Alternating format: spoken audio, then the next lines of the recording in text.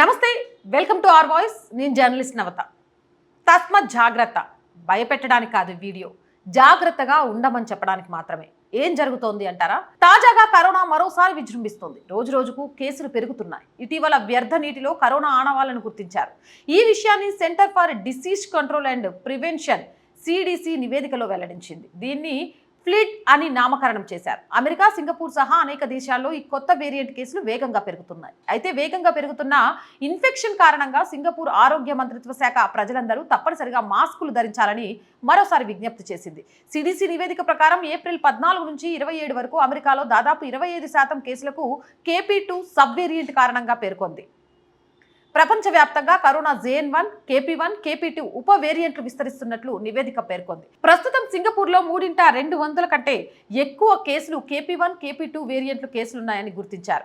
ఈ వేరియంట్ ఒమిక్రాన్ను పోలి ఉంటుంది, వేగంగా సాకుతుందని పరిశోధకులు పేర్కొన్నారు. వ్యాక్సిన్ ద్వారా శరీరంలో ఉత్పత్తి అయిన యాంటీబాడీలను సైతం తప్పించుకుంటాయని తెలిపారు. CDC డేటా ప్రకారం స్లిప్ వేరియంట్ KG1, KP2 వేరియంట్ల ప్రస్తుతం వేగంగా అభివృద్ధి చెందుతున్నాయి. 2 వారాల వ్యవధిలోనే ఈ వైవిధ్య కారణంగా సక్రమంగా కేసుల్లో చాలా వేగం పెరిగిందని గుర్తించారు. అమెరికాలోని Yale school of public health dean Megan ఎల్ మాట్లాడుతూ ఫ్లిడ్లో కొన్ని ఆందోళనకరమైన లక్షణాలు కనిపించాయని నివేదికలో పేర్కొన్నారు.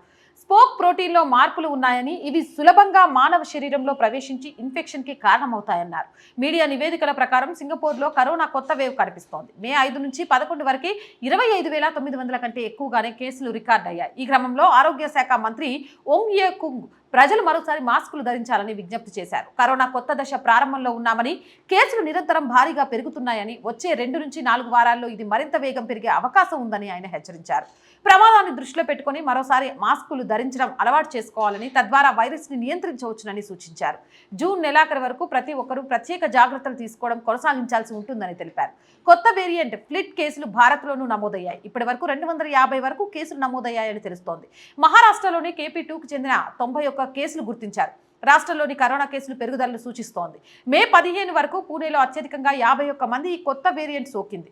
20 కేసులతో తానే 2వ స్థానంలో ఉంది. అమరావతి, ఛత్రపతి సంభాజీనగర్ జిల్లాలో ఒక్కొక్కటి 7 కేసులు నమోదయ్యాయి. ఇదిలా ఉండగా CDC నిపుణుల లెక్క ప్రకారం సెప్టెంబర్ 2023 నుంచి కేవలం 22.6% వరకు మాత్రమే వయోజనుల వ్యాక్సిన్ పొందారు. ఏదేమైనా కానీ మన ఆరోగ్యం మన చేతుల్లో ఉంచుకోవాలి అంటే తప్పనిసరిగా బయటకు వెళ్ళేటప్పుడు మాస్కులు ధరించండి. ఎందుకంటే ఇది వర్షాకాలం.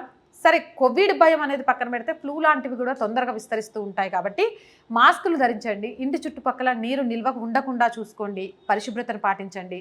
భౌతిక దూరాన్ని పాటించండి.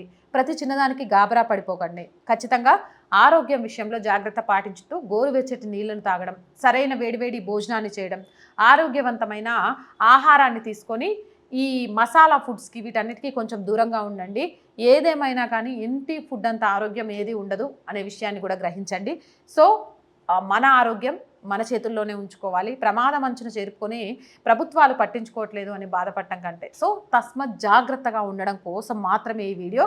చూసిన వెంటనే ఏదో జరిగిపోతుంది, అమ్మో కరోనా వచ్చేస్తుందని భయపడిపోకండి. భయానికి మించిన పెద్ద అనారోగ్యం ఏది ఉండదు. జాగ్రత్తకు మించిన ఆరోగ్యం ఇంకేది ఉండదు. కాబట్టి ఆ రెండిట్లలో తేడాను గమనించండి. ఇలాంటి మోర్ వీడియోస్ కోసం మన ఛానల్ వెంటనే సబ్స్క్రైబ్ చేయండి. ఈ వీడియో నచ్చిందా? లైక్ చేయండి, షేర్ చేయండి అండ్ సపోర్ట్ చేయండి. జై భారత్.